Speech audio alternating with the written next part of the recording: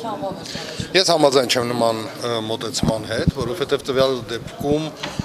իմ կարծիքով հաշվիչ հանձնաժողովը որևէ որոշում չի ընդունում։ Հաշվիչ հանձնաժողովը ընդհանրապես պետք է անդրադարձ կատարի այդ հարցադրումներին, փորձելով վերաբանակցել եւ փոփոխություններ կատարել այս պայմանագրին։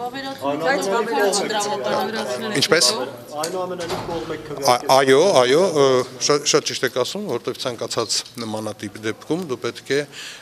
կշեռքի երկու տարբեր նժարների վրա դնես դրական ու բացասականը։ Ես նորից եմ կրկնում, այո, պայմանագրում կային դրույթներ, որոնք ինձ մտահոգում են, բայց երբ կշեռքի նժարների վրա դնում եմ դրականն ու բացասականը, ես կայացնում եմ իմ որոշումը։ Պարոն Հարությունյան, դուք ասում եք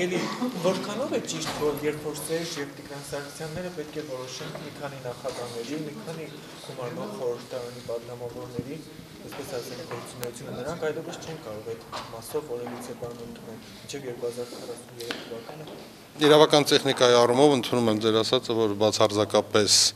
այսպես ասենք, ողջամիտ ձևակերպում չէ, բայց եթե դուք շարունակեք նայել այդ նույն պայմանագրի շարունակությունը, ապագերված է, որ եթե անգամ ընդունեն, այսինքն իրականում կարծես թե լուծումը տված է։ Եթե նման ձևակերպում չներ, ես շատ ավելի կոշտ կարձագանքեի այս պայմանագրին։ Պարոն Հարությունյան, մի հարց է, դուք ասացիք ժողովրդավարական երկրներում մեծամասնությունն է որոշում, բայց այստեղ մեծամասնությունը ընդամենը մի քաղաքական ուժ է, որը որ կարելի է ասել մի ձայն է, որտեղ եթե բոլորը Ես առաջարկում եմ ձեզ այնուամենայնիվ մի քիչ ընթերցել ժողովրդավարության հիմքերը, որից հետո նոր պնդել, որ մի քաղաքական ուժի քվեարկությունը դա մի ձայն է։ Նորմալ է ժողովրդի ձայն հաշվի չառնելը, ամբողջ հասարակությունը դեմ է եւ Իհարկե ես ձեռնպահ կմնայի նույն ոճով արձագանքելու ձեզ եւ ասելու, որ ներեցեք, դա չի նշանակում ամբողջ ժողովուրդը։ Եվ ամբողջ ժողովրդի վերաբերյալ կարծիք կարելի է արտահայտել միայն մի դեպքում, եթե իրականացվում է հանրաքվե։ Իսկ ցանկացած հասարակությունում կարող են լինել սուր հարցեր, որոնք անգամ ընդունվում են մեկ ձայնի տարբերությամբ։